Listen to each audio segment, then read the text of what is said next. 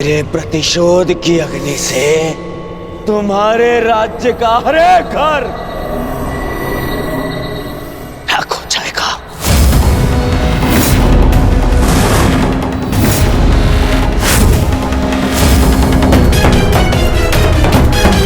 दुर्योधन शांत, चलो यहां से।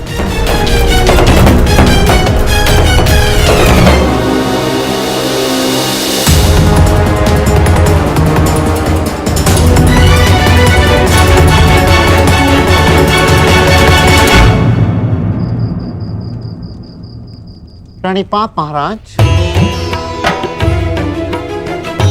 महारानी का स्वास्थ्य अब कैसा है? भाई खोने की पीड़ा है कंक, जाते जाते ही जाएगी। अभी अपने कक्ष में विश्राम कर रही है। यदि कोई आवश्यकता पड़े तो स्मरण कर लीजिएगा महाराज। सबसे अधिक आवश्यकता के समय तुम सहायता कर चुके हो कंक।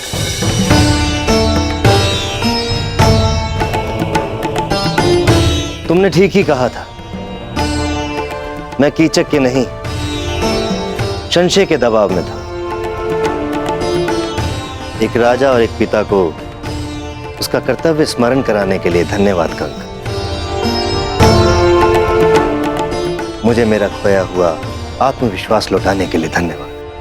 क्षमा कीजिएगा महाराज, समय सावधान रहने का है। हस्तिनापुर युवराज की ललकार को मत भूलिएगा, क्योंकि मत्स्य का वो सेनापति मारा जा चुका है जिसके भय के कारण विराट नगर की सीमाएं सुरक्षित थीं। कुरु सेना किसी भी क्षण आक्रमण कर सकती है महाराज, किसी भी क्षण।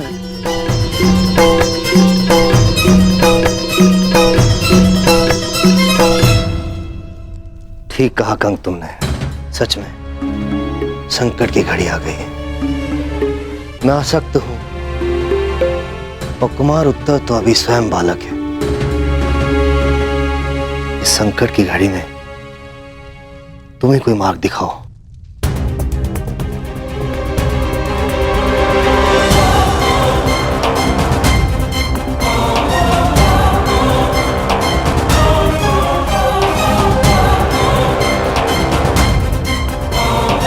आक्रमण होने की दशा में मार्ग तो केवल युद्ध ही है महाराज। परंतु मैं आपको वचन देता कि जिस मत्स्य भूमि का हमने अन्न खाया है उसे नाश नहीं होने देंगे महाराज। नाश नहीं, सर्वनाश चाहिए मुझे। सर्वनाश, उस मत्स्य राज्य का सर्वनाश चाहिए मुझे। उसने मेरा, दुर्योधन का अपमान किया है, दुर्योधन का।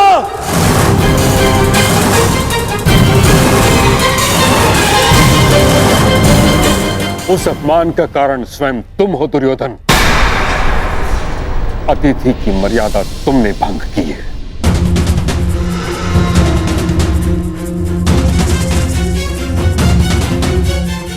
मैं कुछ भंग करना चाहता था तो वो केवल उन पांडवों का अज्ञातवास जो उस सभा में नहीं हुआ, वो अब रणभूमि में होगा। विराट पर आक्रमण करके होगा।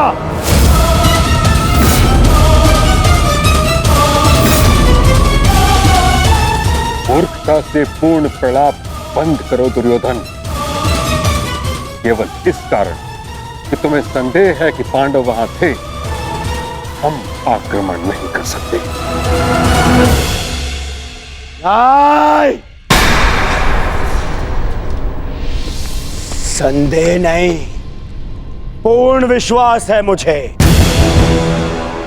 वो सैरंद्री ही पांचाली थी।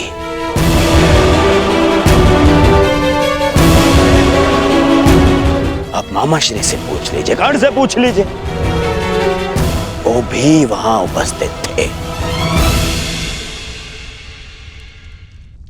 सर्वप्रथम तुम मुझे उत्तर दो क्या तुमने पांडवों को देखा? क्या तुमने पांचाली को देखा?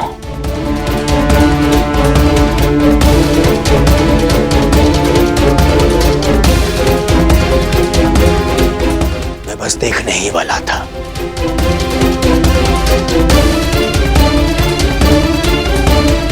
ठीक, नहीं देख पाया, परंतु उसका अर्थ ये नहीं कि वो वहां नहीं है।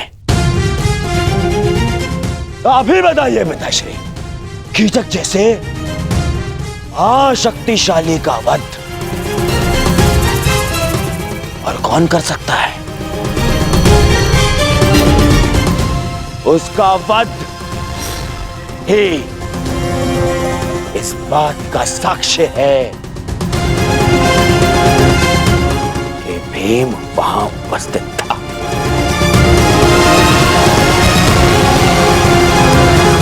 मैं दुर्योधन की इस बात से सहमत हूं ताचरी।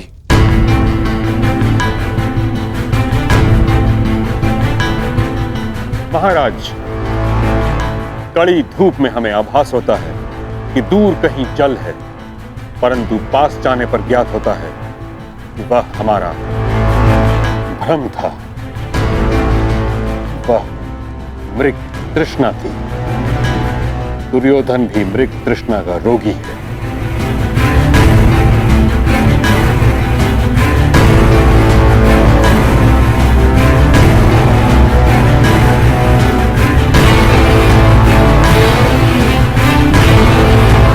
आपको क्या लगता है मैं मूर्ख हूं? शत्रुता के कारण समस्त राज्य को युद्ध की अग्नि में जो झोंक दे वो मूर्ख नहीं है तो और क्या है?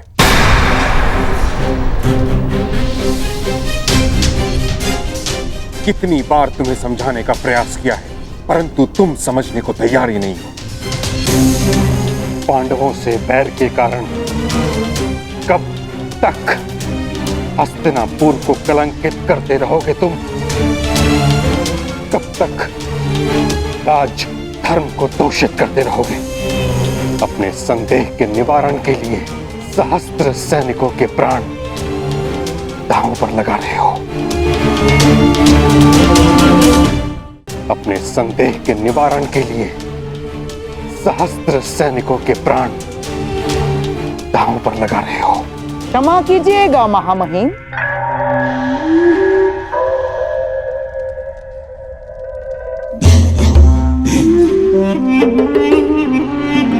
परंतु मनुष्य के निर्णय लेने के पीछे केवल दो ही तो कारण होते हैं, एक विश्वास और दूसरा संदेह। आपको संदेह था महाराज धृतराष्ट्र की योग्यता पर, इसीलिए आपने महाराज धृतराष्ट्र के भाई महाराज पांडु को राजा बना दिया।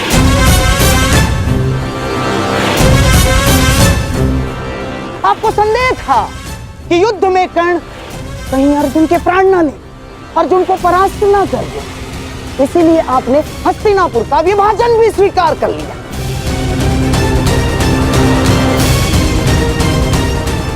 आपको संदेह था कि द्यूत सभा में आपके प्यारे पांडवों के साथ कोई छल ना हो जाए, इसीलिए आपने नियम बनाए। और इस समय भी आपको संदेह ही है कि कहीं मेरा प्यारा दुर्योधन आपके प्रिय पांडवों को खोज ना ले और फिर से उन्हें वनवास ना जाना पड़े। महामहिम, बस करिए गंधार राज।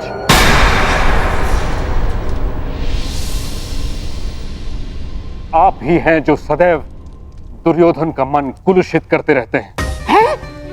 कभी समझाया है आपने इसे कि एक सैनिक जब मृत्यु को प्राप्त हो जाता है तो कैसे उसका परिवार धीरे धीरे वर्षों तक मरता रहता है?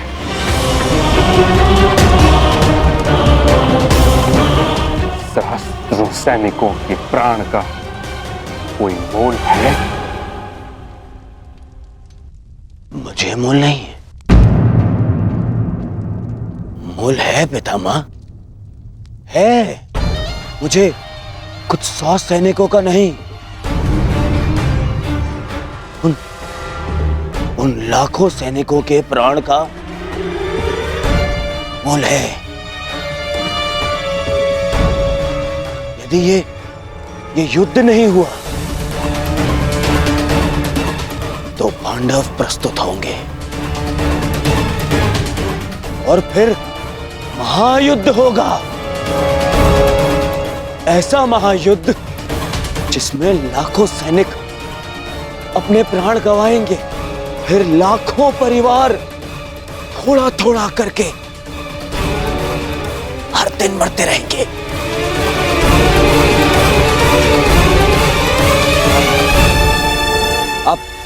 आप ही बताइए पिताश्री, क्या मैं अनुचित कह रहा हूं? लाखों सैनिकों के प्राण बचाने के लिए कुछ 100 सैनिकों का वीर गति प्राप्त करना बलिदान है या मूर्खता?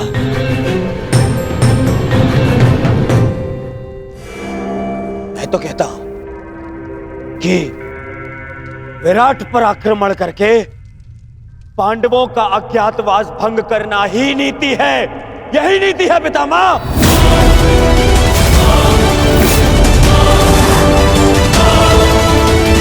पुत्र दुर्योधन, विचार करो, पांडव तुम्हारे साथ कैसे युद्ध करेंगे? द्वारका सहित आधा भारत तुम्हारी संधि में है और शेष पर तुम दिग्विजय प्राप्त कर चुके हो। संधियां तो टूटने के लिए ही होती हैं पितामह। पांडवों के वो मित्र जिन्होंने मेरे भय से मुझसे संधि की है, वही उनके सामने आते ही मुझसे संधि तोड़ देंगे। परंतु आपको क्या? आपने तो सदा पांडवों का ही समर्थन किया है। आज भी जब मैं उन पांडवों से हस्तिनापुर की सुरक्षा का प्रयास कर रहा हूं, आज भी आप उन्हीं का समर्थन कर रहे हैं।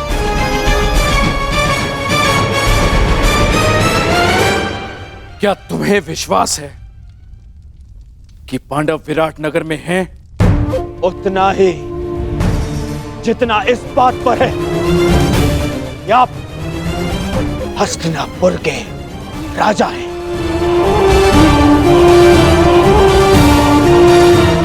और पितामह भीष्म हस्तिनापुर का हित चाहते हैं। पिताश्री, यदि पांडवों का अज्ञातवास पूर्ण हो गया तो वो अवश्य युद्ध करेंगे।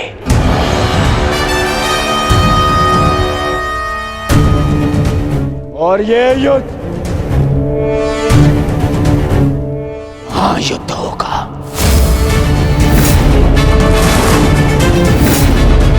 महाभारत होगा जिसमें महाविनाश होगा।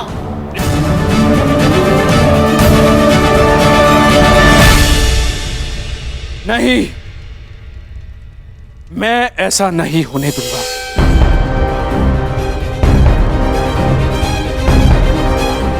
यदि विराट पर हमला करने से ये महायुद्ध, ये महाविनाश टल सकता है,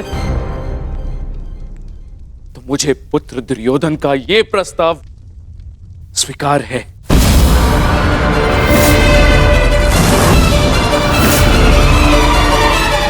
परंतु ये हस्तिनापुर के राजा का आदेश है। हस्तिनापुर विराट पर आक्रमण करेगा।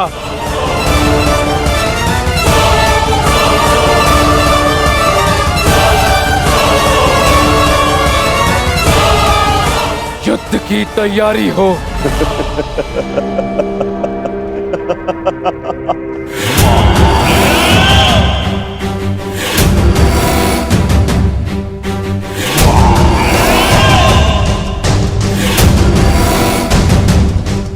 समय आ गया है मित्र। अर्जुन से तुम्हारा अधूरा द्वंद्व पूर्ण होगा।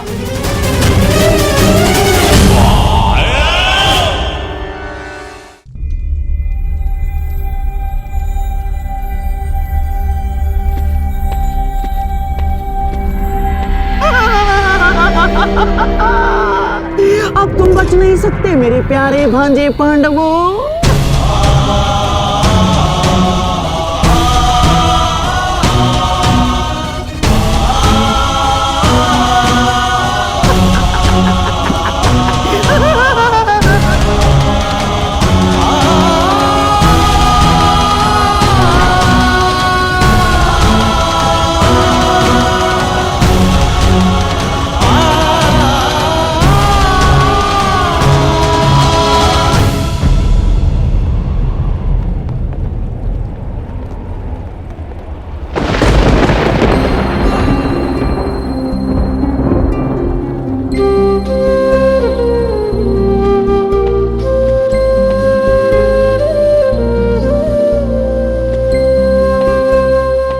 बात माताश्री,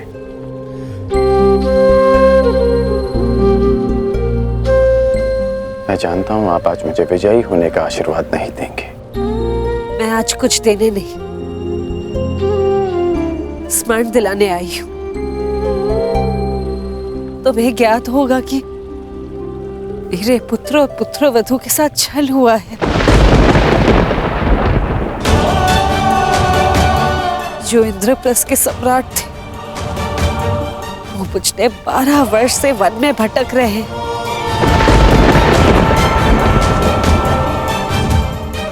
और कुछ ही दिन बचे उनकी स्वतंत्रता में, और उनके साथ फिर से छल होने जा रहा है। हस्तिनापुर से इतनी बड़ी सेना उनकी वृत्त प्रयाण कर रही है। उनकी आत्मा रक्षा के लिए उनके पास एक भी सैनिक नहीं।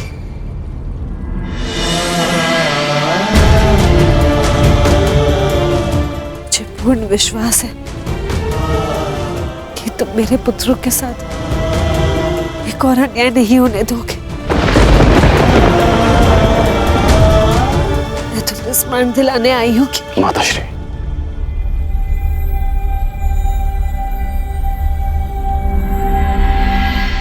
कर्ण को अपना हर वचन स्मरण है।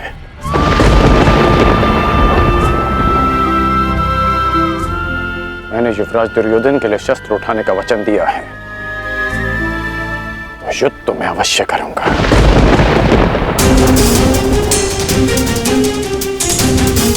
परंतु मैंने एक और वचन दिया है कि आपके पुत्र अज्ञातवास पूरा करेंगे, और ये वचन भी मैं अवश्य पूरा करूंगा।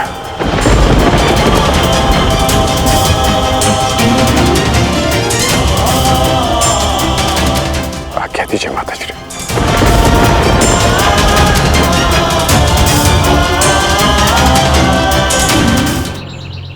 मत्स्य में आज एक नया सूर्य उदय हुआ है।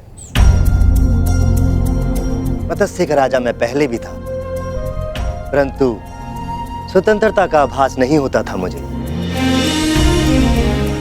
आज वर्षों के पश्चात यहाँ की वायु में स्वतंत्रता अनुभव कर रहा हूं मैं। अनुभव हो रहा है कि मेरे पास भी शक्ति है। अब मुझे हस्तिनापुर से युद्ध होने का कोई भय नहीं। जिसके पास तुम्हारे जैसा हितैषी हो उसे कैसा भय कंक। तुम्हारे प्रोत्साहन से आज फिर से मैं स्वयं को एक शक्तिशाली राजा अनुभव कर रहा हूं। महाराज, मनुष्य को शक्ति आत्मविश्वास से मिलती है। यदि आत्मविश्वास है तो मनुष्य स्वयं की और अपनों की रक्षा कर सकता है।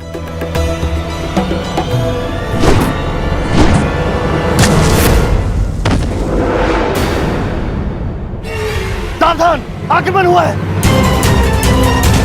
तुम्हारा भाई चित्ता कंक, प्रतीत होता है कि हस्तिनापुर ने आक्रमण कर दिया। हस्तिनापुर ने बिना चेतावनी के आक्रमण कैसे कर दिया? महाराज, विगत नरेश सुशर्मा ने आक्रमण किया है। सुशर्मा, इतना साहस, तुम्हें पराजित होना होगा। चलो। सेना और प्रजा को सावधान कर दो, सब युद्ध के लिए तत्पर हैं।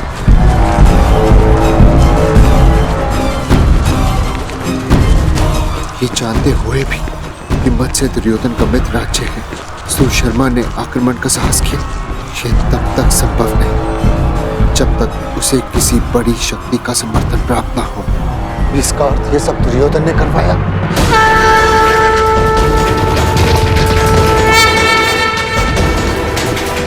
दुर्योधन! युवराज, सतर्क ध्वनि का स्वर सुन रहे हैं आप? हमें उन्हें बताना होगा कि हम मत्स्य पर आक्रमण करने नहीं आए, हमें केवल पांडव चाहिए।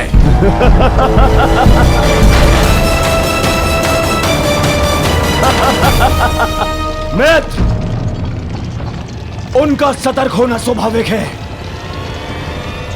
क्योंकि विराट पर आक्रमण हो चुका है।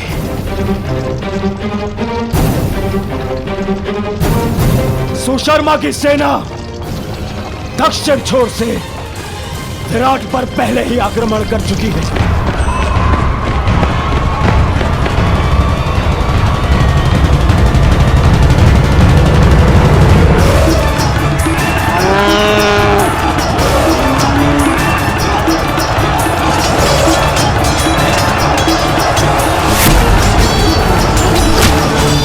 इस योजना के विषय में हमें बताना तुमने उचित नहीं समझा दुर्योधन। मैं हस्तिनापुर का युवराज हूं, मुझे अपनी हर एक योजना सबको बताने की आवश्यकता नहीं है। आज पांडवों के अज्ञातवास का अंतिम दिवस है। विराट नगर के दक्षिण द्वार पर सुशर्मा ने आक्रमण किया है।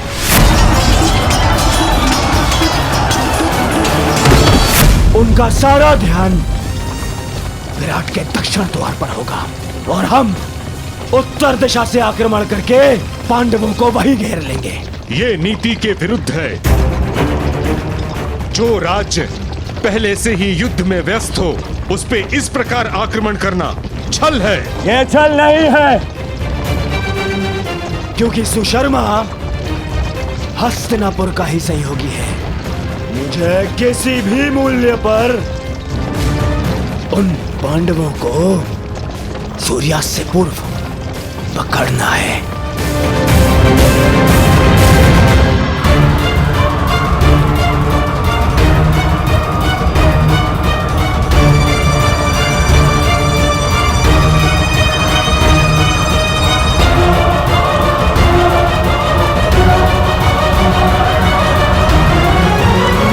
दक्षिण द्वार पर आक्रमण की सूचना सुनते ही वो पांडव उत्तर दिशा से निकलने का प्रयास करेंगे।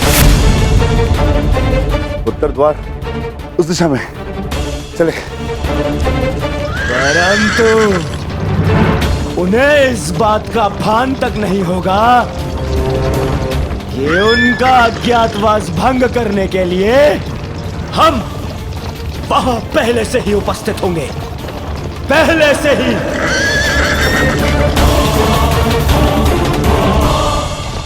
दुर्योधन, अपने साथी, महारथी और सेनापति को इस प्रकार योजना से अवगत न रखना असम्मान माना जाता है और इस प्रकार से छल करके आक्रमण करना अधर्म। मैं आपको साथ केवल इसलिए लाया हूं पितामह, ताकि आप सब इस बात के साक्षी हो सके कि मैंने पांडवों का अज्ञातवास धर्म सम्मत भंग किया है।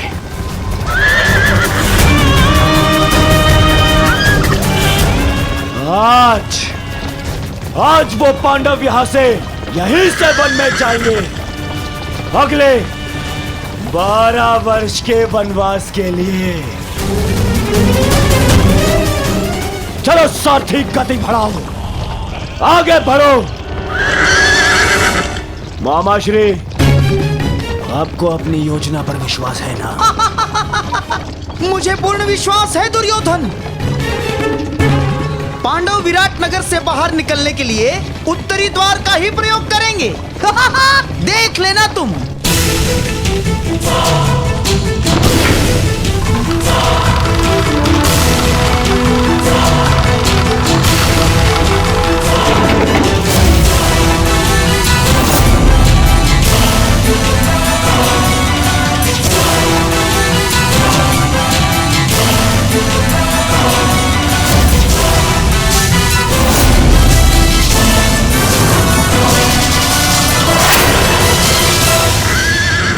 गति बढ़ाओ सारथी, आगे बढ़ो।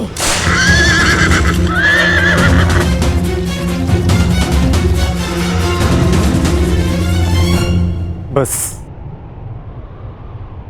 सूर्यास्त की देर है,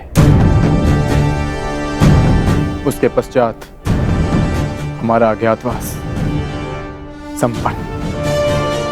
ज्येष्ठ शीघ्र ही यहाँ पहुंचते होंगे, उसके पश्चात हम यहाँ से निकल जाएंगे।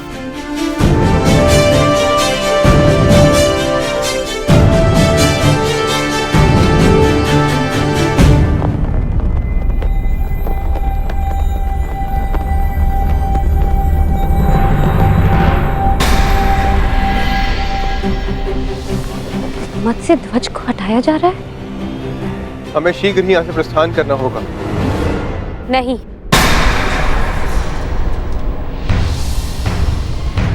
हम नहीं जाएंगे।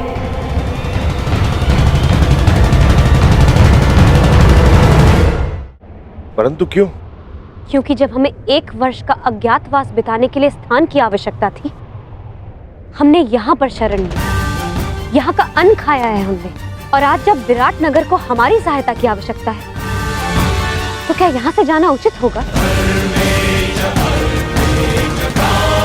ये क्या कह रही हो पांचाली?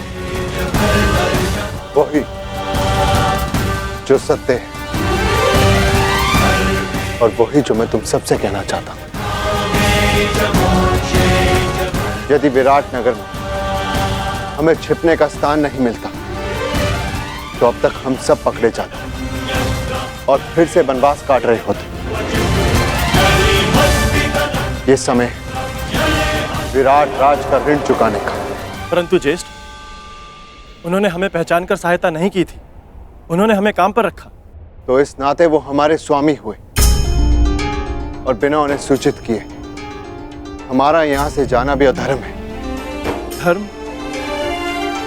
इसी धर्म के कारण हमें द्यूत में हार मिली। इसी धर्म के कारण आपने फिर से द्यूत खेला। परंतु अब नहीं ज्येष्ठ, केवल एक बार हमारी बात मान लीजिए। पांचाली के खुले काले केशों को देखिए, उस प्रतिज्ञा का स्मरण कीजिए जो हम सबने मिलकर ली थी। अज्ञातवास पूर्ण होने के पश्चात हम विराट नगर को फिर से मुक्त करा लेंगे ज्येष्ठ।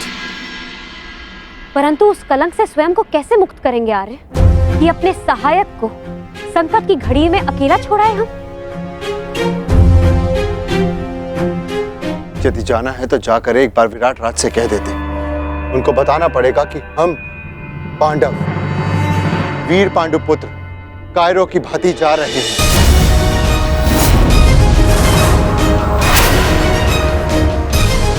ज्येष्ठ भ्राता श्री सही कह रहे हैं सहदेव। यही समय है, अपने शस्त्रों पर आई धूल हटा ली जाए।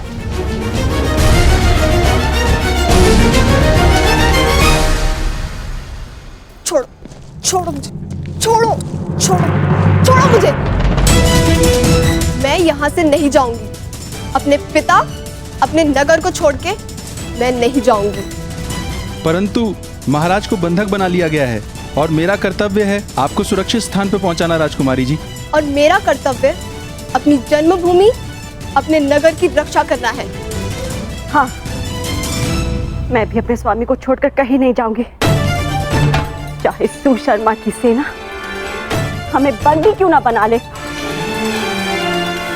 परंतु हम महारानी हैं, हमारे आदेश की अवहेलना नहीं होगी।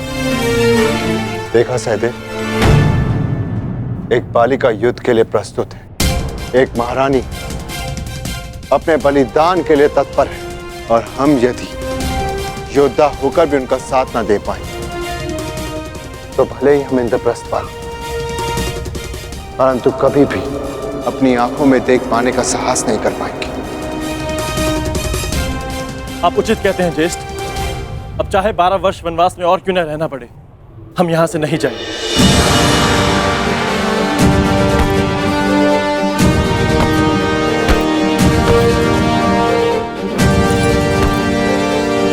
भयभीत होने की कोई आवश्यकता नहीं है माताश्री। मैं आपकी रक्षा करूंगा। मेरे होते हुए राज्य पर कोई कुरुदृष्टि नहीं रख सकता। कहां प्रयाण की तैयारी कर रहे हैं युवराज? युद्ध के लिए। ज्ञात है ना, मेरे पिताश्री को शत्रुओं ने बंदी बना लिया है। मैं एक योद्धा हूं। मैं युद्ध करूंगा उनसे। विराट नगर का मान बचाऊंगा।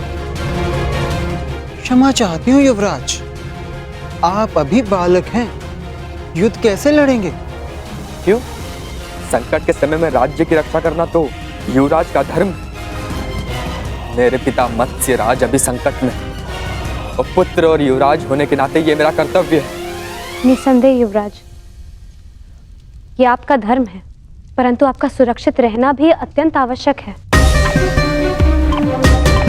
और सेना की एक टुकड़ी महाराज की रक्षा के लिए भेजी जा चुकी है। सेना नहीं, योद्धा की आवश्यकता है। मैं युद्ध करूंगा उनसे।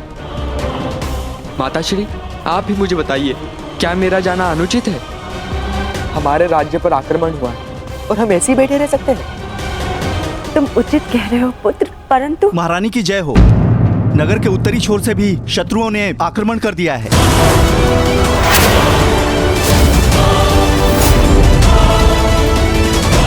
सुशर्मा ने तो दक्षिण दिशा से आक्रमण किया था। उत्तर से किसने आक्रमण कर दिया?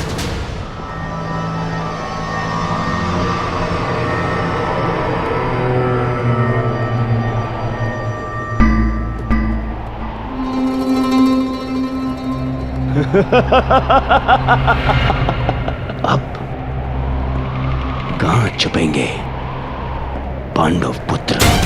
आज होगा पांडवों का अज्ञातवास भंग।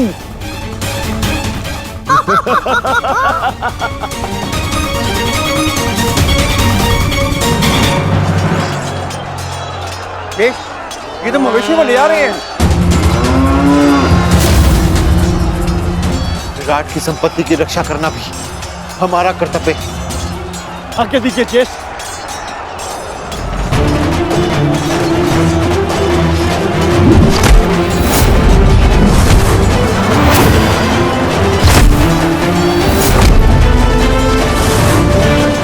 मुझे विश्वास है नकुल और सहदेव इस ओर संभाल लेंगे।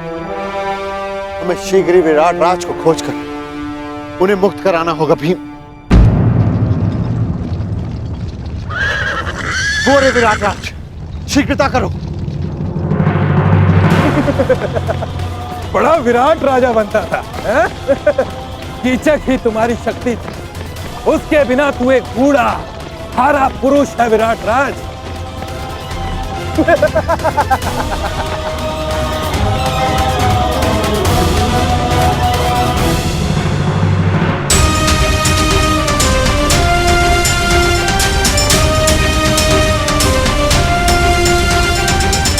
उत्तर ने अपने पिता को इस अवस्था में नहीं देखा। यह श्रेयस्कर हुआ, परंतु सुशर्मा के पुत्र उसे जिस अवस्था में देखेंगे भूल नहीं पाएंगे, क्योंकि मैं सुशर्मा के प्राण ले लूंगा। सावधान भीम, संभल कर प्रहार करना। तुम्हारी शक्ति से तुम्हारी पहचान हो सकती है। संभल कर।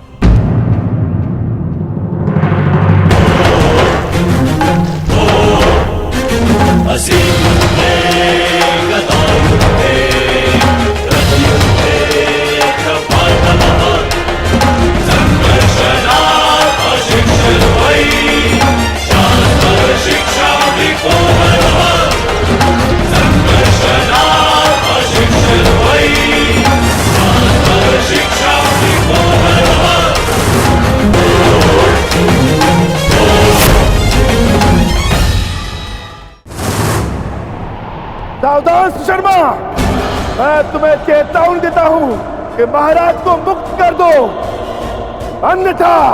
कौन हो तुम? वल्लभ, महाराज का प्रमुख रसोइया।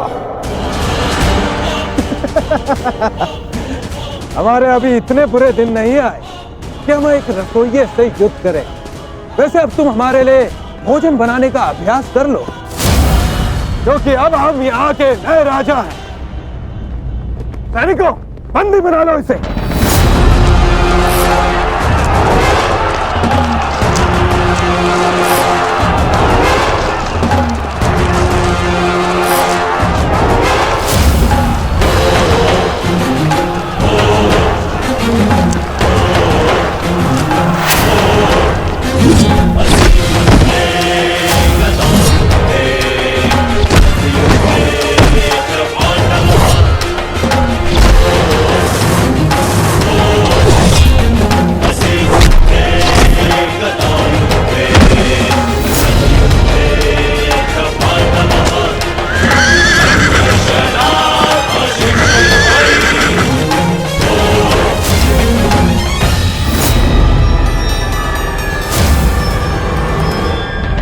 हे ईश्वर, दुर्योधन, महाबली भीष्म और अंगराज कर्ण जैसे महारथियों का सामना कैसे करेगी हमारी सेना?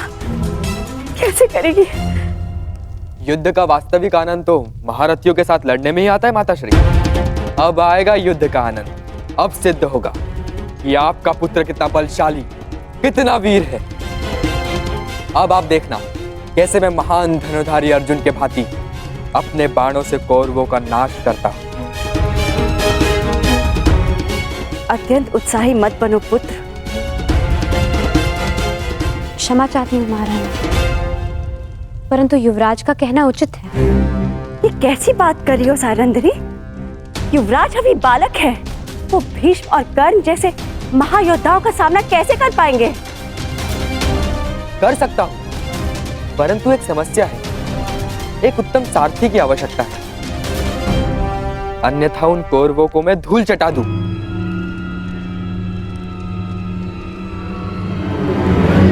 प्रतीक्षा किस बात की युवराज? आगे बढ़िए। क्या? मैं बताती हूँ महारानी। बृहनला कुमार की सारथी बनकर जाएगी। क्या? बृहनला एक किन्नर मेरी सारथी बनेगी? अरे ये नृत्यशाला नहीं, युद्ध भूमि है, युद्ध भूमि। वीणा की तार और अश्वों की रास में बहुत अंतर होता है। वहां मृत्यु तांडव करती है। सैरंद्री, तुम इतना मूर्खतापूर्ण सुझाव कैसे दे सकती हो? कुमार, आपने महान धनुर्धर अर्जुन का नाम लिया, इसी कारणवश मैंने बृहनला को आपकी सारथी बनाने का सुझाव दिया, क्योंकि एक समय पर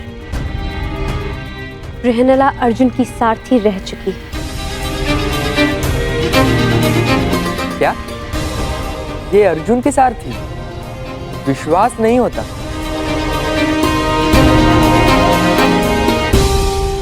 ठीक है, अब कोई और मार्ग भी नहीं। मैं तुम्हें अपने साथ आने की आज्ञा देता हूं। यदि तुम महान अर्जुन की सारथी थी, तो मैं भी तुम्हें अपनी सारथी बना सकता हूं।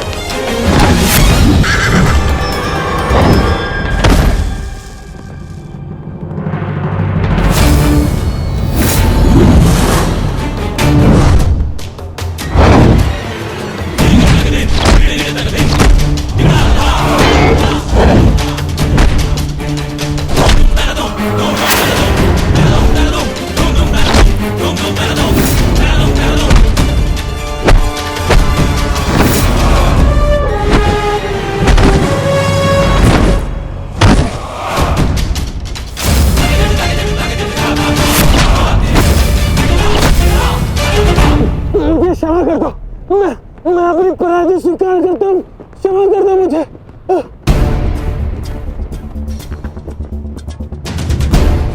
इतने भी बुरे दिन नहीं आए कि प्राणों की भीख मांग रहे एक याचक को निराश करूं। तुम महाराज के दोषी हो। तुम्हारा निर्णय वही करेंगे। क्षमा महाराज, मैं अपनी पराजय स्वीकार करता हूँ। आदेश दीजिए महाराज, क्या करना है इस दुष्ट पापी का?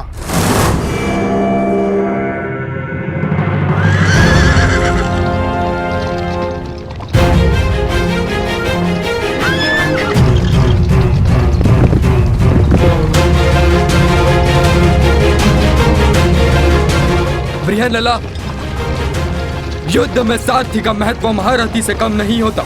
यदि आज तुमने चतुराई से रथ नहीं चलाया तो मैं अपने पूर्ण कौशल का उपयोग नहीं कर पाऊंगा।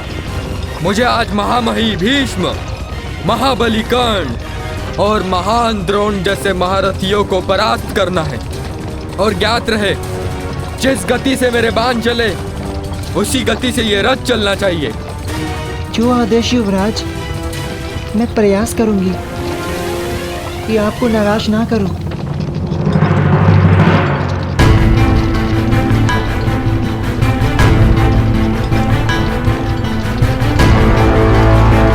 ये सामने क्या है?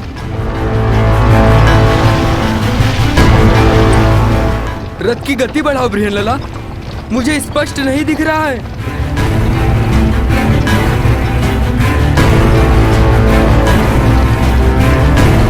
क्या ये कोई चक्रवात है? नहीं युवराज, ये धूल है जो हस्तिनापुर की विशाल सेना के पथ संचालन से उड़ रही है। क्या हस्तिनापुर की सेना इतनी विशाल?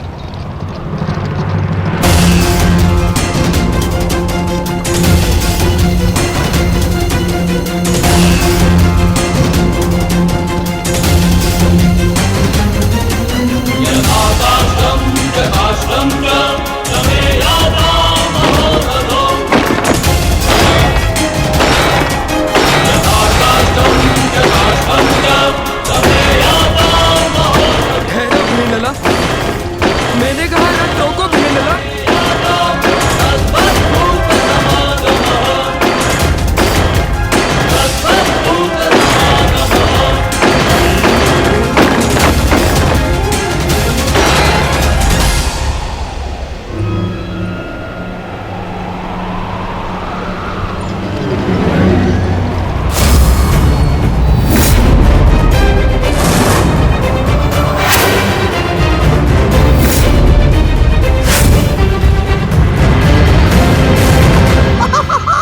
मैंने कहा था ना दुर्योधन, ये पांडव उत्तरी दिशा से ही बाहर आएंगे। वो रथ देख रहे हो?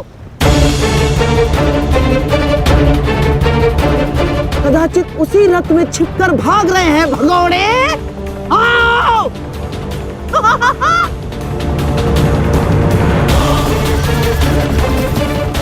जो भी हो, ये पांडव सदा अचंभित कर ही देते हैं। हस्तिनापुर की इतनी बड़ी सेना के समक्ष केवल एक पांडव पुत्र। दुर्भाग्य, दुर्भाग्य, दुर्भाग्य। केवल अब 4 पांडव वन में जाएंगे, क्योंकि एक का आज ही अंत हो जाएगा। यही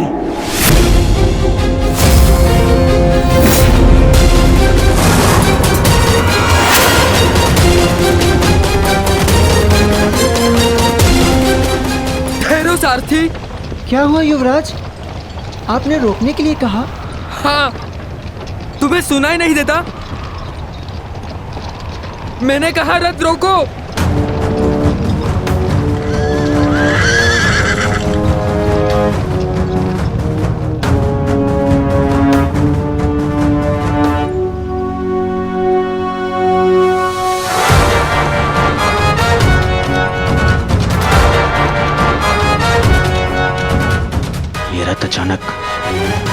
अचानक रुक क्यों गया?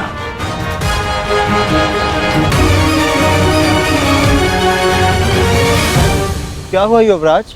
आपने रोका क्यों? शत्रु हमारी प्रतीक्षा कर रहा है।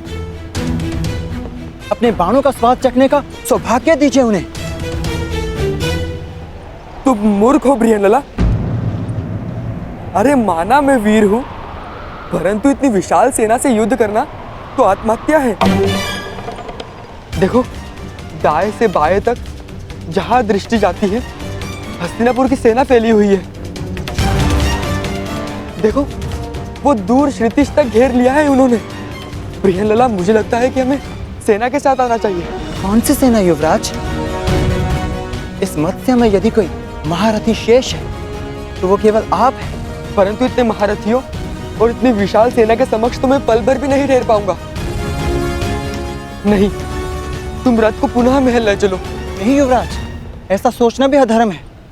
आप विराट नगर के युवराज हैं। भूल गए महारानी और कुमारी उत्तरा को क्या वचन दिया था आपने? इस समय प्रजा की एकमात्र आशा आप हैं। परंतु यदि आप कायरों की भांति भाग निकले तो विराट नगर पर, आपके कुल के मस्तक पर भयंकर कलंक लग जाएगा। वो देखिए, शत्रु हमारे समक्ष खड़ा ललकार रहा है हमें। क्षत्रिय धर्म निभाने का समय आ गया है युवराज। धनुष उठाइए युवराज, धनुष उठाइए।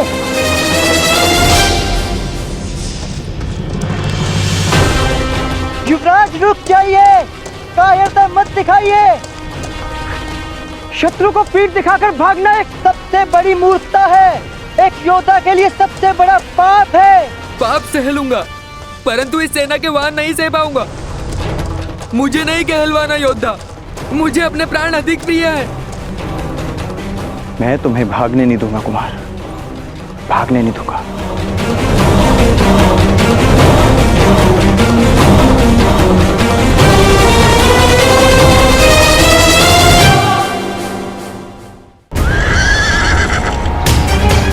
ठहरिए युवराज, मैं कहती हूँ ठहरिए। कायर मत बनिए युवराज, रुक जाइए।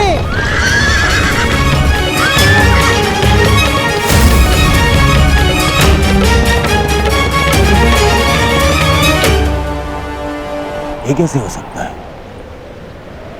ये तो वापस लौट रहा है। आमश्री, आपने तो कहा था कि ये योजना सफल होगी। पांडव इसी द्वार से आएंगे, परंतु ये तो उल्टे पांव लौट रहे हैं। नहीं, ये पांडव हो ही नहीं सकते, क्योंकि पांडव अपने शत्रु को पीठ दिखा के नहीं भाग सकते। हो सकता है दुर्योधन की ये पांडव ना हो, परंतु पांडवों के पास हमारे समक्ष प्रस्तुत होने के अतिरिक्त और कोई मार्ग है ही नहीं।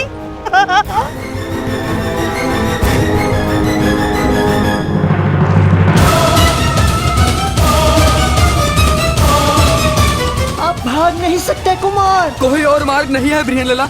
मैं इतनी शक्तिशाली सेना से युद्ध नहीं कर सकता। परंतु मेरी दृष्टि में युद्ध के अतिरिक्त कोई मार्ग नहीं।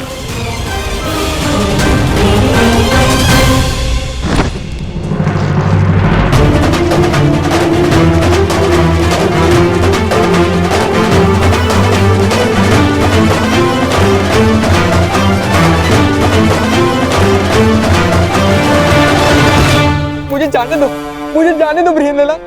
मेरी तुमसे प्रार्थना है, मुझे नहीं मरना, मुझे अपने प्राण नहीं देने। ये समय रोने का नहीं है युवराज। क्या कहा था आपने? आप एक योद्धा हैं, और एक योद्धा मृत्यु का सामना हंसकर करता है, मृत्यु के भय से रोता नहीं। और किस बात से भयभीत हैं आप अकेले नहीं हैं। तुम्हारी मति तो नहीं मारी गई है, अकेले ही तो हूं मैं बृहनला। देखो चारों, कहाँ है सेना? कौन देगा मेरा साथ? मैं दूंगी आपका साथ। तुम्हारा साथ किस काम का? तुम तो एक किन्नर हो।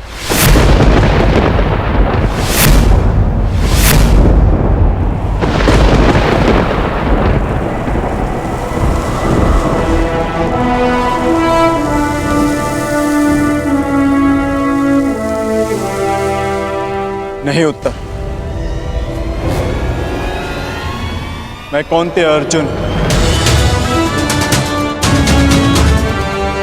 पशुपतधारी, ब्रह्मास्त्रधारी अर्जुन,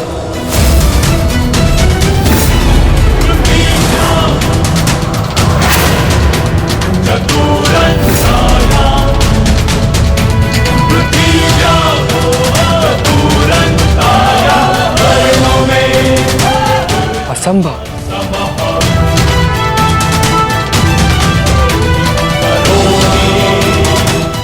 सत्य कल्पना से अधिक आश्चर्यजनक होता है कुमार।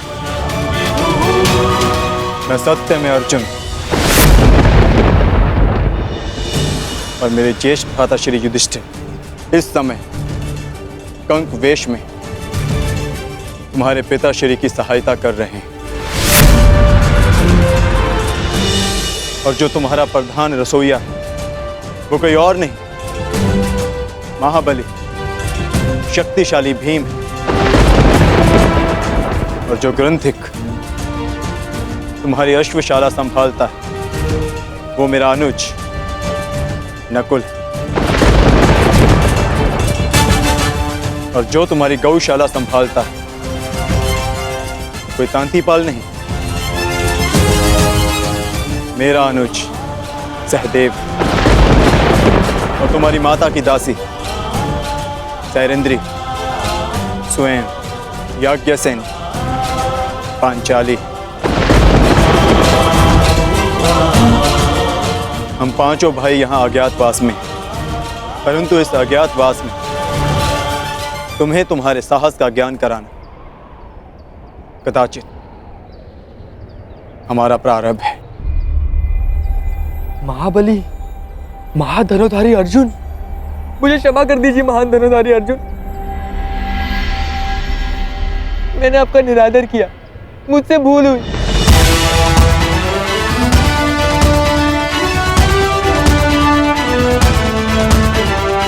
ये तुम्हारी भूल नहीं, हमारी सफलता है कि तुम हमारा वास्तविक रूप पहचान नहीं पाए। परंतु भविष्य में किसी को छोटा समझकर उसका निरादर करना सबसे बड़ी भूल होगी। मनुष्य भिक्षुक हो या राजा, सबसे पहले मनुष्य होता है और हर मनुष्य को सम्मान पाने का अधिकार है। यह मेरा सौभाग्य है कि मुझे आपका साथ मिला। अब मेरे लिए क्या आदेश है? आदेश नहीं, निवेदन है। जिस मत्स्य ने हमें शरण दी उसका आदर बना रहे, इसलिए हमें पुनः रणभूमि लौटना है। आपको अपने साथ पाकर मुझ में साहस जाग गया है। चलिए विराट के शत्रुओं का नाश कर देते हैं। निसंदेह, परंतु महाबलियों का सामना करने के लिए हमें कुछ वस्तुओं की आवश्यकता होगी। उस वृक्ष पर लटके श्वेत वस्त्र में हमारी कुछ वस्तुएं।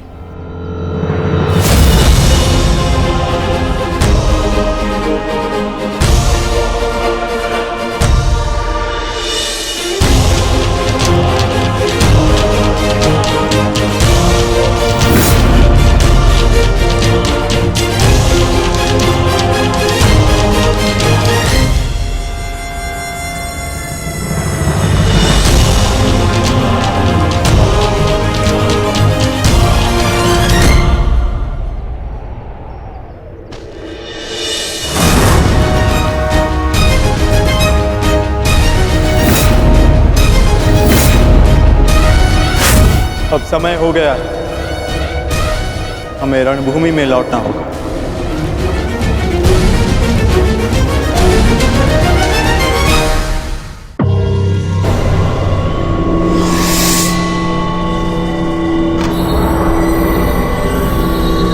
मैं और प्रतीक्षा नहीं कर सकता मामाश्री, अब तो सूर्यास्त भी होने वाला है। एक रथ आ रहा है।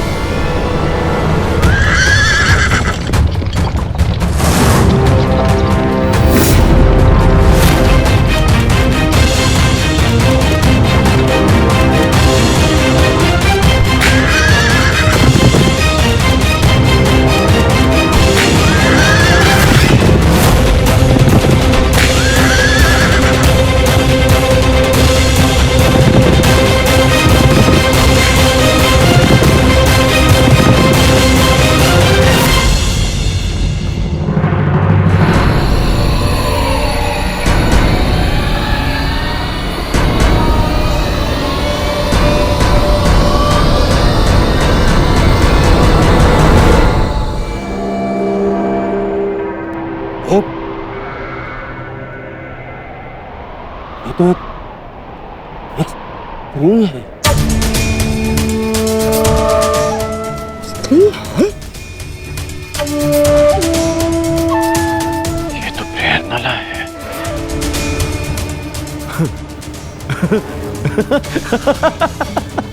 देख रहे हैं मामा श्री, विराटनगर का युवराज सारथी बना हुआ है और वो भी एक स्त्री का। ना ना ना ना ना ना ना, स्त्री का नहीं दुर्योधन, एक किन्नर का। किन्नर।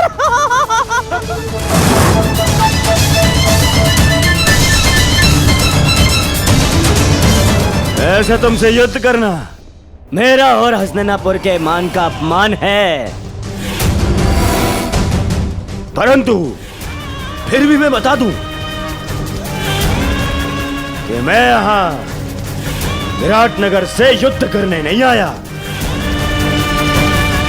मुझे केवल पांडव चाहिए।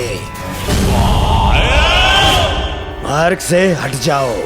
कदाचित भूल रहे हो युवराज, जिसके हाथ में धनुष होता है उसका परिचय उसका कौशल देता है। तुम्हारे सामने एक योद्धा खड़ा है। विराटनगर की सीमा पार करने से पूर्व तुम्हें मुझसे युद्ध करना होगा। विजय पानी होगी मुझसे। कल्पना अच्छी है किन्नर, परंतु एक किन्नर से युद्ध करना देख वजह दुर्योधन के सम्मान के विरुद्ध है। परंतु फिर भी यदि युद्ध करने की इच्छुक ही हो तो पहले अपना परिचय दो। कौन तुम? बृहनल्ला नाम है मेरा।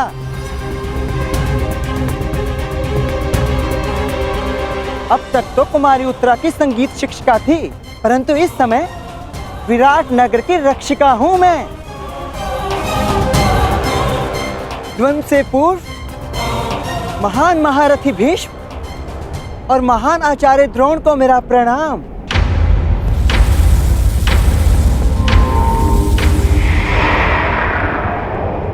हो सकता है ये भेष बदले कोई पांडव ही हो।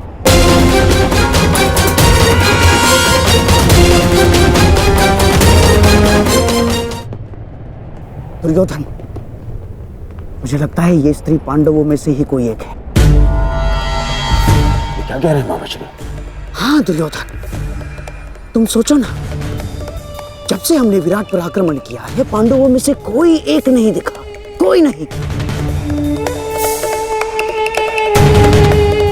हो सकता है अपने अज्ञातवास के चलते पांडव किसी अलग भेष में रह रहे।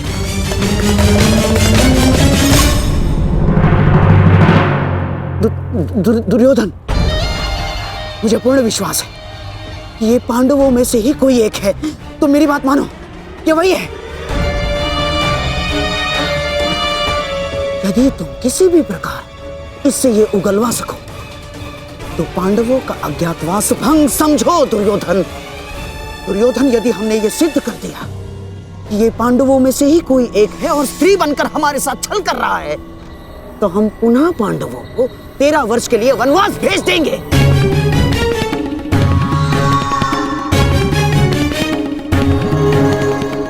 मैं आपकी योजना समझ गया मामा श्री। हाँ। मैं तुमसे अंतिम बार पूछता हूं,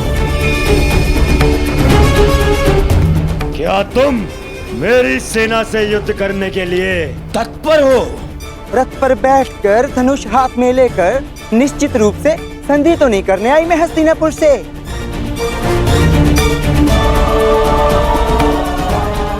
बृहनल्ला नृत्य और संगीत भी नहीं जानती, और भी बहुत कुछ शेष है जो आपके समक्ष आने वाला है।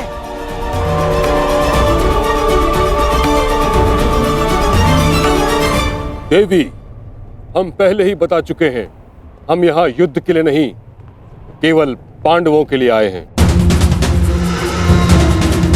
हमें विराट में प्रवेश करने की अनुमति दें।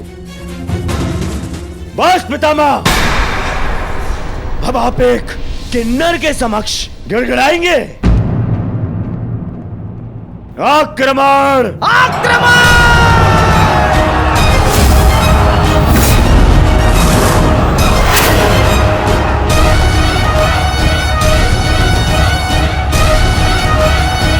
मैं अंतिम चेतावनी देती हूँ, विराट नगर की सीमा से दूर चले जाओ, अन्यथा मुझे अस्त्र चलाने होंगे।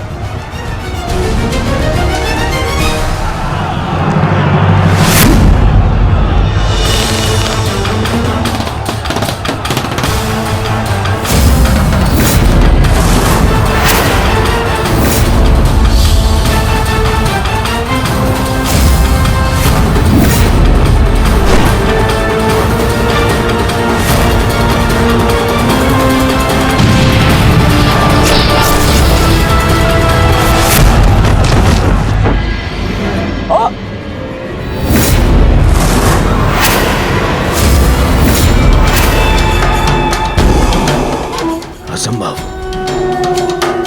एक स्त्री ऐसा नहीं कर सकती।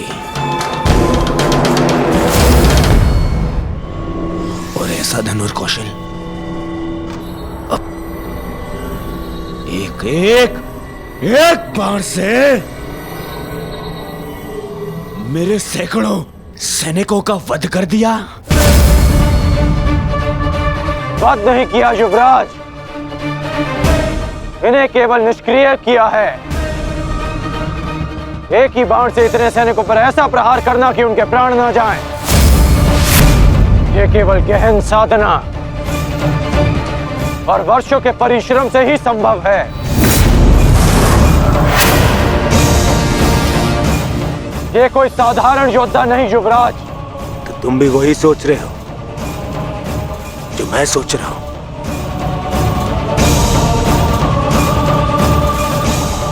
इसका कौशल तो यही संकेत कर रहा है, परंतु कैसे? ये तो एक किन्नर है। यदि ये वही है जो हम सोच रहे हैं, तो मेरा मंतव्य और तुम्हारा लक्ष्य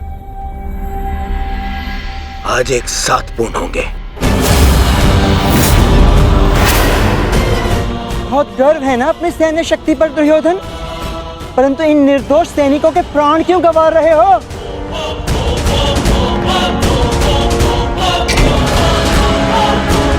आज मैं तेरे बाणों के साथ साथ तेरी जिह्वा को भी शांति कर दूंगा। आगे बढ़! तुमसे युद्ध करके मैं अपनी धनुर्विद्या का अपमान नहीं कर सकती। और वैसे भी तुम्हें धनुर्विद्या आती ही कहाँ है? है कोई वीर तुम्हारी सेना में जो मेरे समक्ष आ सके, मेरे बाणों का उत्तर दे सके? इतना तो साहस हस्तिनापुर के हीरो को ललकारती है। पितामह, आगे बढ़िए। नहीं दुर्योधन, तुम में ना हो, परंतु मुझ में अभी क्षत्रित्व शेष है। मैं किसी नारी पर शस्त्र नहीं उठाऊंगा, और ये अर्धनारी है। आचार्य द्रोण, आप इस किन्नर को इसकी भूल का आभास कराइए। आप आगे बढ़िए। चलो सारथी।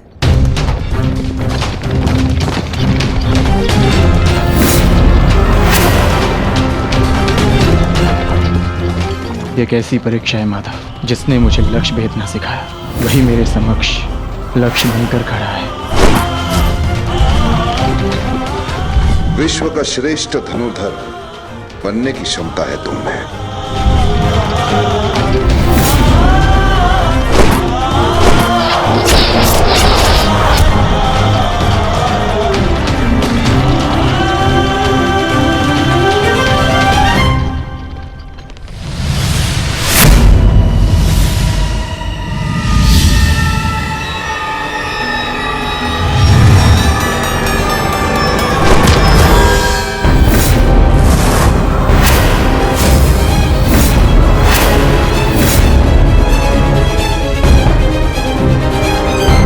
मुझे प्रणाम करने वाला ये किन्नर कहीं मेरा शिष्य अर्जुन तो नहीं? परंतु ये कैसे संभव है? अभी सिद्ध हो जाएगा कि ये अर्जुन है या नहीं। सावधान!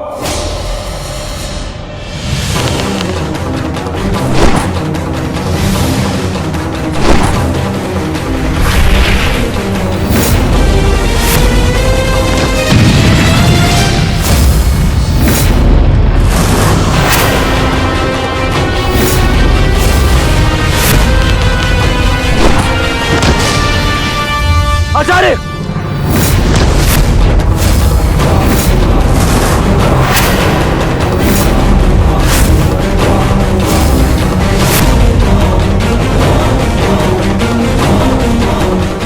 अर्जुन,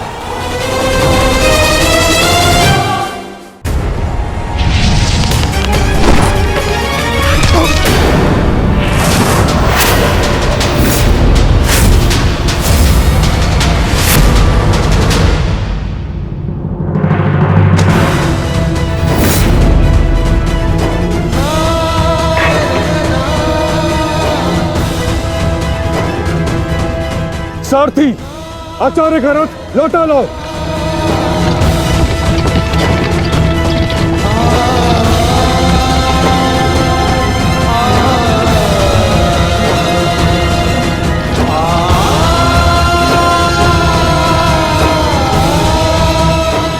क्षमा चाहता हूँ गुरुदेव, मैंने कभी सोचा भी नहीं था कि आपकी ही सिखाई हुई विद्या का प्रयोग मैं आप पर करूंगा।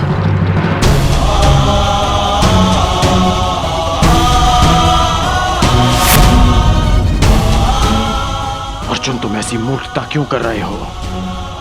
अज्ञातवास पूर्ण होने में कुछ ही समय शेष है, फिर क्यों तुम रणभूमि में उतर आए? मैं माता कुंती को दिया वचन नहीं टूटने दे सकता।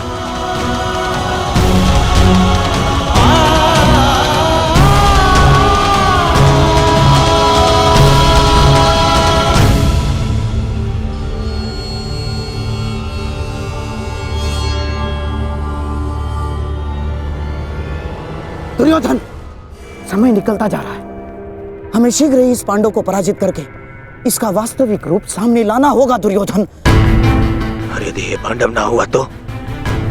आंखें खोलो दुर्योधन, देखो इस साधारण किन्नर ने किस प्रकार द्रोण को पराजित किया है। किसी भी साधारण योद्धा में इतना शौर्य तो नहीं है कि आचार्य द्रोण को पराजित कर सके। तुम्हें क्या लगता है कि अर्जुन के अतिरिक्त और कौन हो सकता है?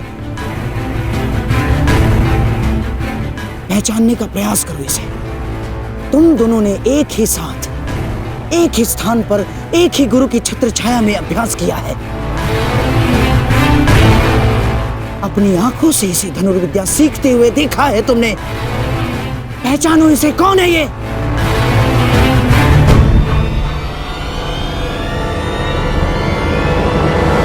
अर्जुन। हाँ दुर्योधन, अर्जुन।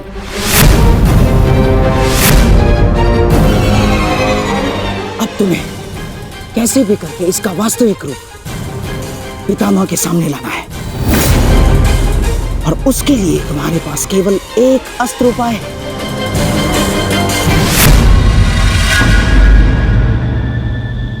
कर्ण। हाँ दुर्योधन, कर्ण ही वो योद्धा है जो अर्जुन का तोड़ है। और अब समय आ गया है हमारे कर्णास्त्र के प्रयोग का।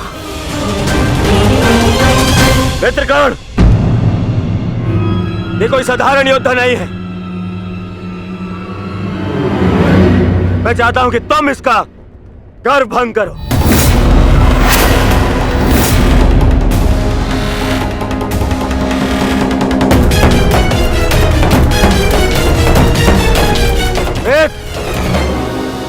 विलंब मत करो,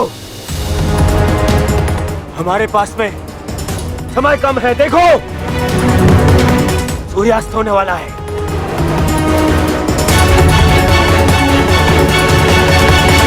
यदि एक मित्र का निवेदन स्वीकार नहीं है तो आप हस्तिनापुर के युवराज का आदेश स्वीकार करो। आगे बढ़ो, जाओ।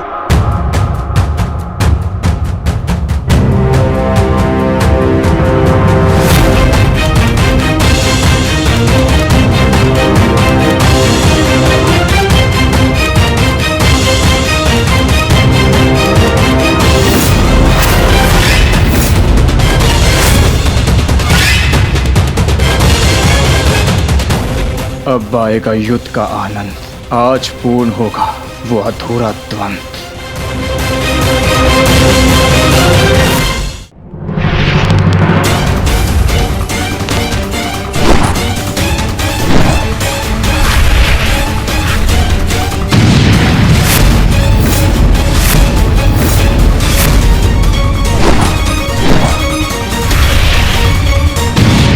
छोटे मोटे बाण चलाने का खेल बंद करो अंगराज। अर्जुन को सामने लाना है। वैष्णवास्त्र का प्रयोग करो।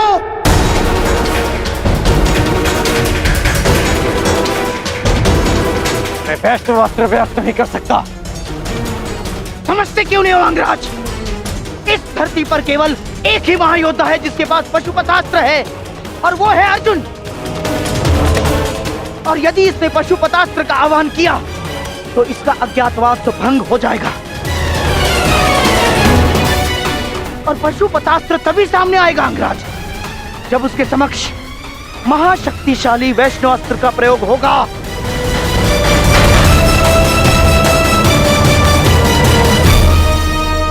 परंतु मैं किन्नर पर वैष्णवास्त्र का प्रयोग नहीं कर सकता। ये वैष्णवास्त्र का अपमान होगा।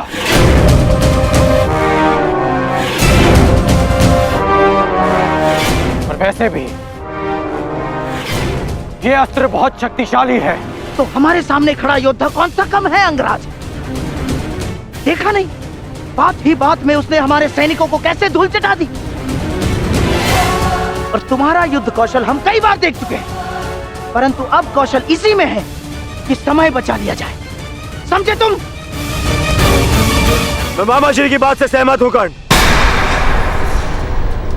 वैष्णवास्त्र का प्रयोग करो कर्ण, बंद करो इसका।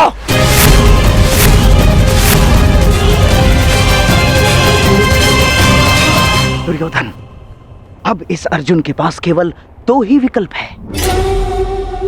एक, या तो वो कर्ण के अस्त्र का उत्तर देने के लिए पशुपतास्त्र का प्रयोग करे और अपना अज्ञातवास तोड़ दे, या फिर मारा जाए। दोनों ही ओर से हमारी ही पोबारा है।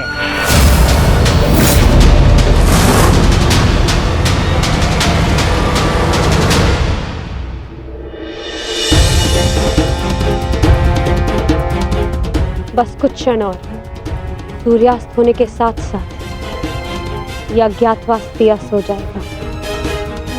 बस एक ही बहन, लला के अर्जुन होने का भेद ना खुल जाए। ज्येष्ठ, विराटनगर अब सुशर्मा से सुरक्षित है। हम अपना कर्तव्य पूर्ण कर चुके हैं। हमें शीघ्र ही अर्जुन की सहायता के लिए रणभूमि में जाना चाहिए। नहीं भी, लला के रूप में वो भले ही अर्जुन को ना पहचान पाए। यदि हम पांचों एक साथ गए तो अज्ञातवास निश्चित रूप में भंग हो जाएगा। तो क्या हम अनुज अर्जुन को निस्सहाय छोड़ दें? आर्य अर्जुन निस्सहाय नहीं है आर्य भीम, वो तो पशुपतास्त्रधारी है, और अभी तक उनकी ओर से कोई सूचना भी नहीं आई। इसका अर्थ तो यही है कि इन्होंने कौरवों को अभी तक उलझा के रखा है। मेरा अनुज अर्जुन वीर है, परंतु वो अकेला आचार्य द्रोण, पितामह भीष्म और कर्ण के बल का सामना कैसे करेगा? वहां शकुनी का छल भी होगा। संशय में मत रहिए ज्येष्ठ, अर्जुन को हमारी आवश्यकता है।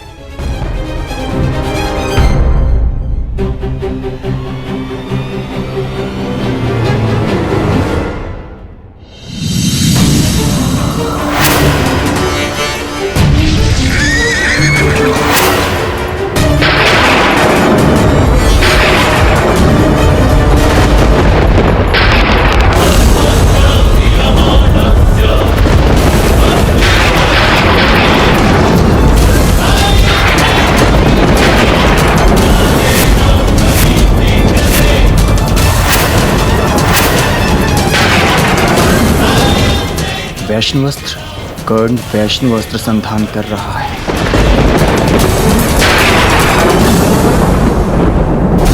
ये पशुपतास्त्र हर दिव्यास्त्र का उत्तर है अर्जुन। वैष्णवास्त्र हो या ब्रह्मास्त्र, पशुपतास्त्र सबको निस्तेज कर देगा।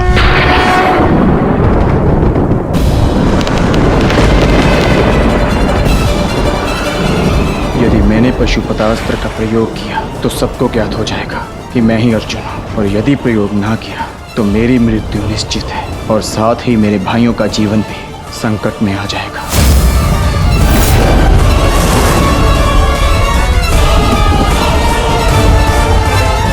12 वर्ष का वनवास और सही, परंतु मैं अपने भाइयों और पांचाली को निर्बल नहीं होने दूंगा।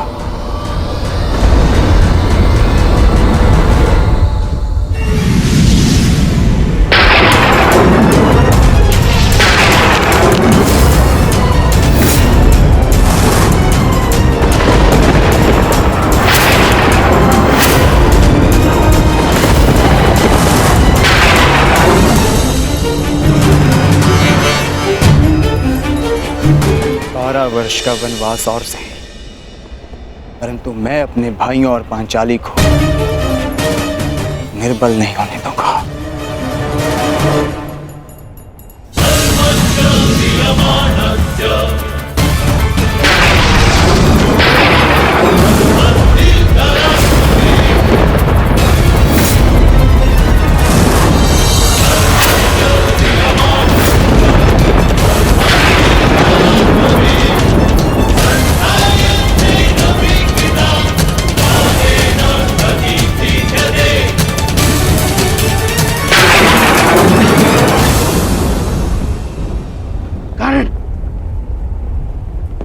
मित्र युवराज दुर्योधन को दिया वचन स्मरण करो। प्रयोग करो वैष्णवास्त्र का, प्रयोग करो। मुझे अपने मित्र कर्ण के ऊपर पूर्ण विश्वास है। मैं नहीं चाहता कि भाई भाई पर शस्त्र उठाए, क्योंकि इस युद्ध से विनाश के अतिरिक्त कुछ नहीं मिलने वाला। द्वंद्व अधूरा छोड़कर आ गए। प्रयास किया है कि द्यूत में जो अधर्म हुआ उसे धर्म युद्ध से धोया जा सके, परंतु एक वचन भी है कि आपके पुत्र 1 वर्ष का अज्ञातवास अवश्य पूर्ण करेंगे। कर्ण को अपना हर वचन स्मरण है। मैंने युवराज दुर्योधन के लिए शस्त्र उठाने का वचन दिया है। युद्ध तो मैं अवश्य करूंगा, परंतु मैंने एक और वचन दिया है कि आपके पुत्र अज्ञातवास पूरा करेंगे, और ये वचन भी मैं अवश्य पूरा करूंगा।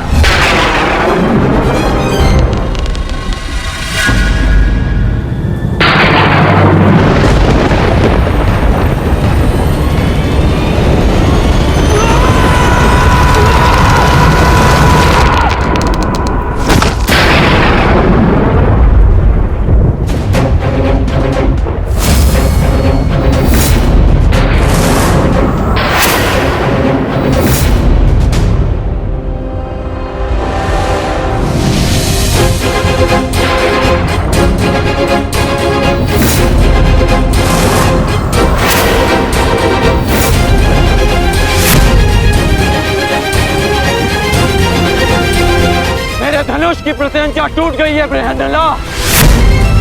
पता नहीं कौन सी शक्ति है जो तुम्हारी सुरक्षा कर रही है, परंतु ये राधेकर्ण उस शक्ति के समक्ष अपनी पराजय स्वीकार करता है।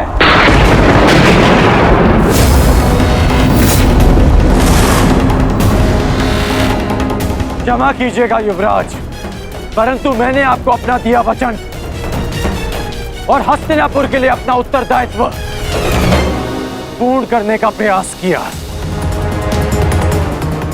परंतु प्रारब्ध ने मेरा साथ नहीं दिया।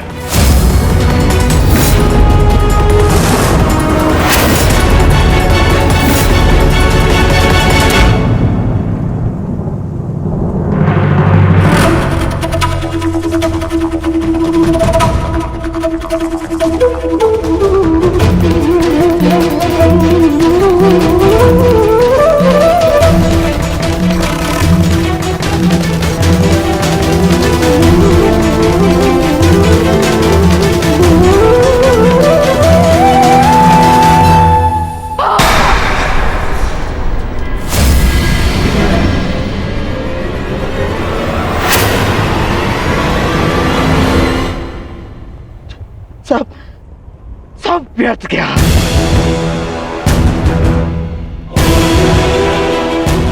इतना परिश्रम, इतनी योजना, सब व्यर्थ गया, सब।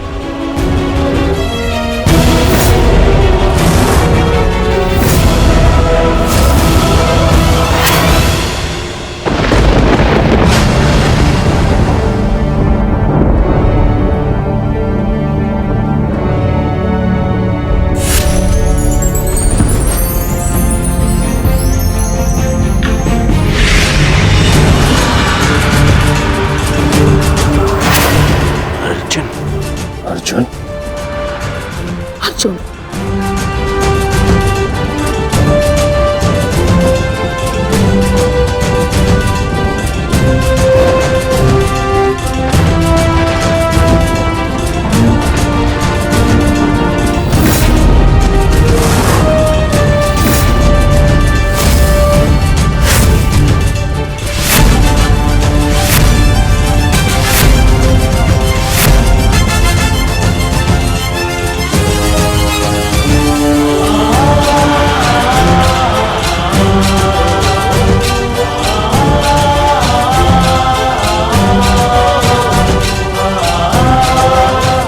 अज्ञातवास पूर्ण हुआ ज्येष्ठ।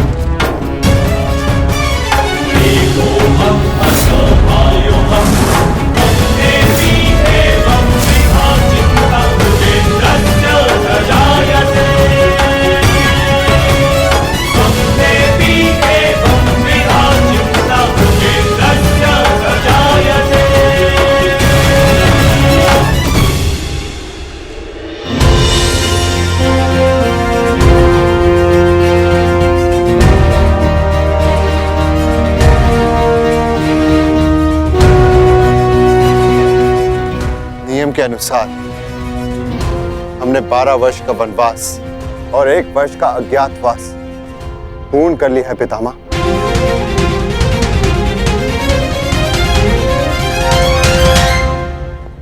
आपसे ये आशा नहीं थी धर्मराज कि आप असत्य भाषण करेंगे।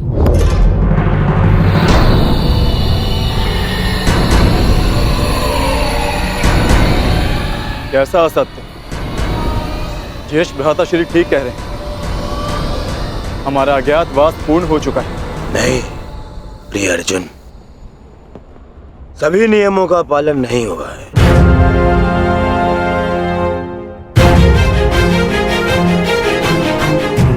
कैसे नहीं हुआ? 13वें वर्ष में हमें कोई पहचान ना सके, यही नियम था। हाँ, और इस नियम को समझने के लिए तुम लोगों के पास पुनः 13 वर्ष का समय होगा भीम, है ना दुर्योधन? समझाओ इसे। हाँ मामाश्री, क्योंकि नियम अनुसार पहचाने जाने पर असत्य बोलना भी नियम भंग करना होता है, और असत्य बोलकर तुमने नियम भंग किया।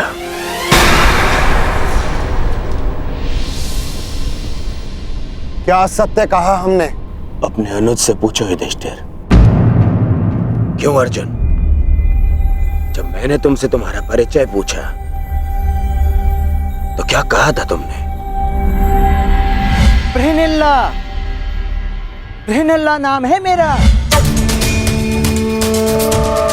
आचार्य द्रोण पितामह भीष्म के समक्ष, पूरी कौरव सेना के समक्ष अर्जुन ने असत्य कहा था।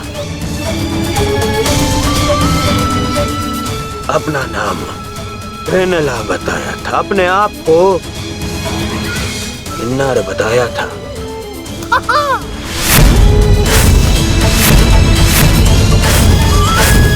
क्यों अर्जुन, क्या ये असत्य नहीं था?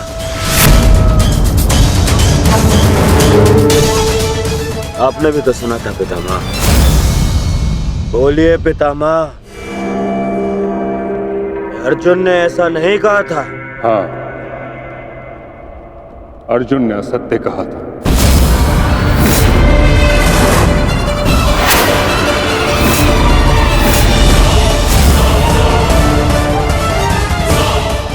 और अर्जुन ने अपना नाम बृहन्नला बताया था, और वही बृहन्नला अर्जुन बन के सामने खड़ा है।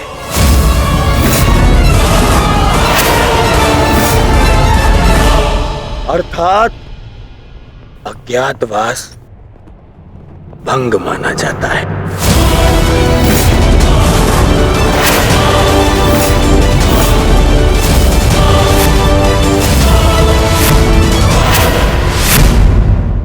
जाओ पांडवों, वापस वन में जाओ और योजना बनाओ कि अगली बार 12 वर्ष के पश्चात अज्ञातवास में कैसे पकड़े ना जाओ।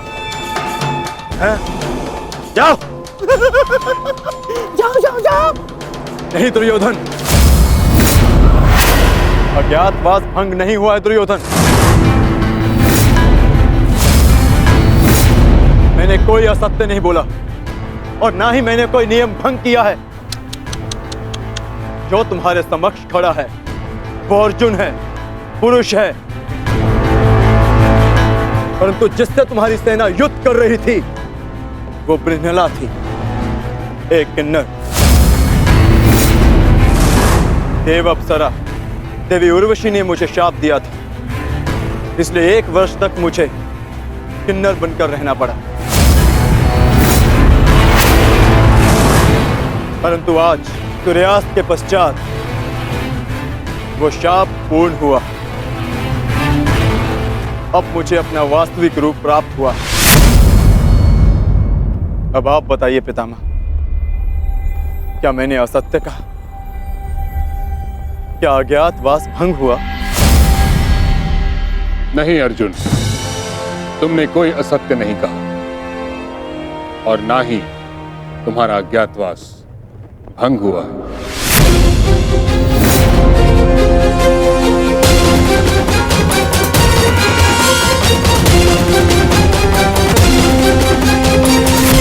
परंतु मैंने इसे पहचान लिया था पितामह। नहीं दुर्योधन, तुमने पहचाना नहीं था। तुम्हें आभास हुआ था कि ऐसा बाण केवल अर्जुन चला सकता है। यदि तुम्हें विश्वास होता तो तुम अंगराज से वैष्णोस्त्र का संधान करने को नहीं कहते, इसलिए मौन रहो। मैं ये घोषणा करता हूं कि पांडवों का अज्ञातवास सफलतापूर्वक पूर्ण हुआ।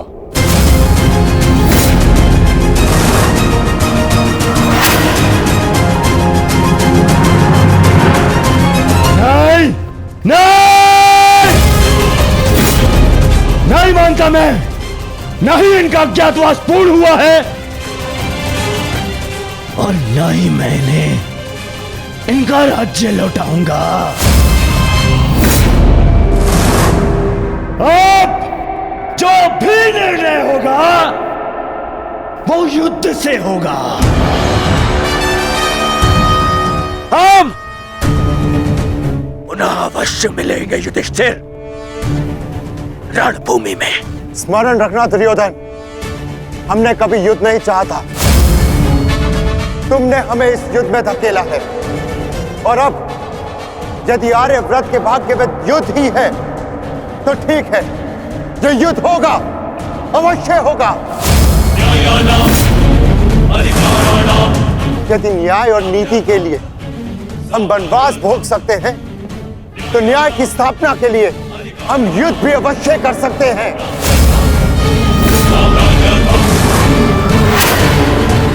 उचित कहा तुमने धर्मराज, युद्ध होना निश्चित है जिसे कोई नहीं रोक सकता।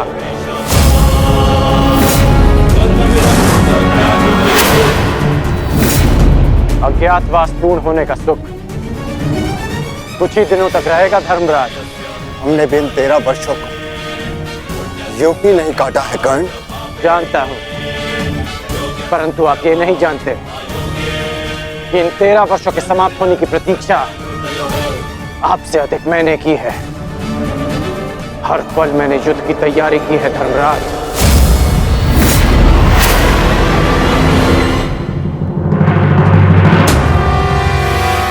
स्मरण रखना अर्जुन, अगली बार ना मेरी प्रत्यंचा टूटेगी और ना ही सूर्यास्त तुम्हें बचा पाएगा।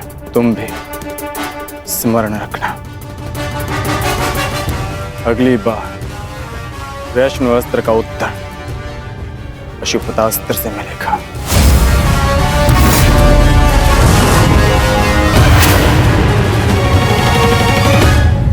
समझ में नहीं आता युधिष्ठिर, मैं किन शब्दों में आपका धन्यवाद करूं। आप पांचों ने न केवल मेरी, मेरे परिवार की, अपितु मेरी प्रजा की भी रक्षा की है। आभार की आवश्यकता नहीं है महाराज, क्योंकि हम स्वयं आपके उपकारों के तले दबे हैं। यदि विराट नगर ने हमें शरण न दी होती तो हम फिर से 12 वर्ष का वनवास भोग रहे होते। सम्राट, समझ नहीं आता कि आपका ये ऋण कैसे चुकाऊंगा मैं। जीवन भर भी आपके चरणों में सेवा करूं, ये ऋण नहीं उतार पाऊंगा मैं। ऋण उतारने के लिए चरणों पर गिरने की आवश्यकता नहीं है विराट राज।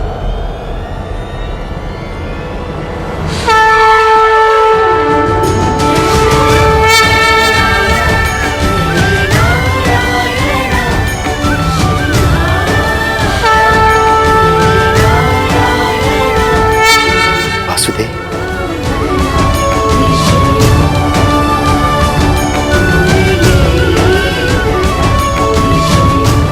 प्रणिपात वासुदेव।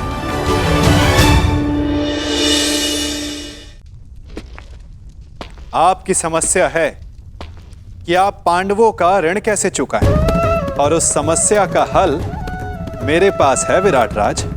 तो आप ही बताइए वासुदेव, इस ऋण से कैसे मुक्त हो सकता हूं?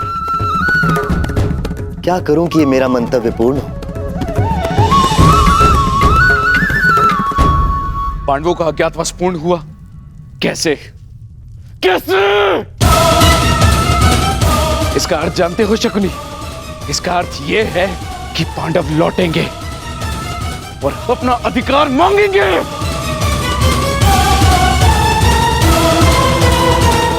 उनके मांगने से क्या होता है पिताश्री? मैं उन्हें अवसर नहीं दूंगा, कुछ नहीं मिलेगा उन्हें पिताश्री। मान!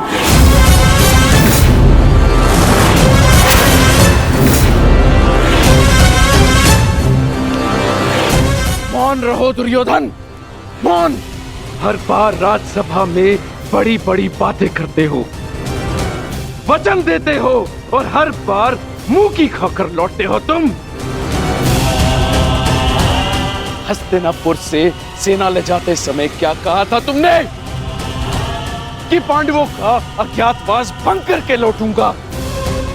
और इस समय तुम मेरे समक्ष क्या सूचना लेकर आए हो? कि अकेले अर्जुन ने समस्त कुरु सेना को निरस्त्र कर दिया। एक ही स्वप्न देखा है ना तुमने, सम्राट बनने का। अरे अगर एक अर्जुन को ना संभाल सके तुम, तो ये हस्तिनापुर का साम्राज्य क्या संभालोगे?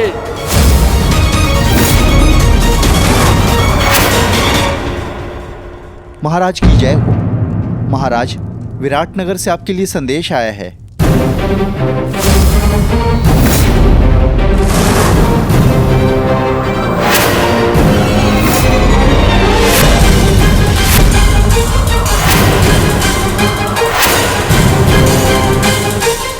कृष्ण, विराट नगर से क्या संदेश आ सकता है? अवश्य उन पांडवों का ही संदेश होगा। युद्ध की चेतावनी भेजी होगी उन्होंने।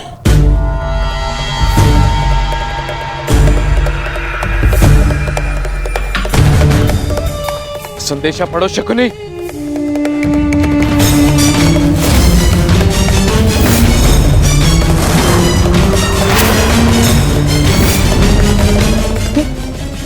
ये कैसे हो सकता है? क्या लिखा है इसमें मामा श्री? ये नहीं हो सकता दुर्योधन।